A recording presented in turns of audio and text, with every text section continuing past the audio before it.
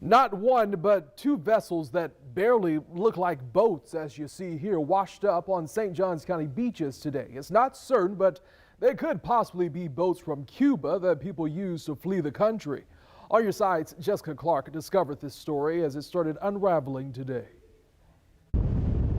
In Crescent Beach, a tiny handmade boat washed ashore. Beachgoers discovered it Wednesday morning. Meanwhile, another small boat came up on the sand just about 5 miles south, close to Summer Haven. The name El Shaddai painted on it. They look like boats people use to flee Cuba, aiming to reach the United States.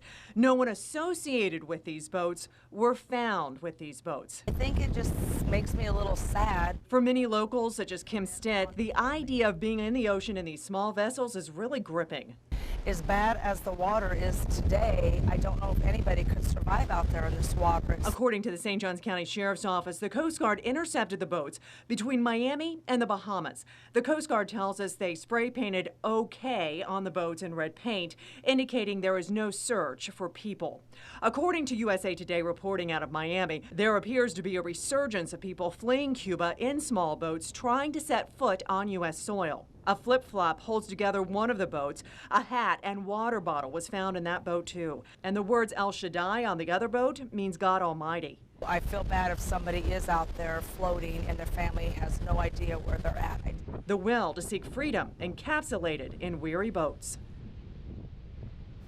So that's really interesting, Jessica. You kind of touched on this in your story, but is this part of a growing trend? So according to some captains and also some boat owners that I know in South Florida, they're seeing what they feel like is an uptick in these kind of boats out in the open waters.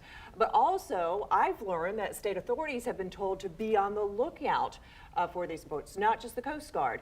And so it appears to be, a growing trend. I know you're going to keep us posted on this, and people are maybe wondering, why did the boats specifically wash onto our shoreline? Well, Jeannie, it's windy. And so that onshore wind was really, really strong, and the folks with the Sheriff's Office and other people out there were saying, I think it's because of the onshore wind. So I'm going to turn over to Tim now.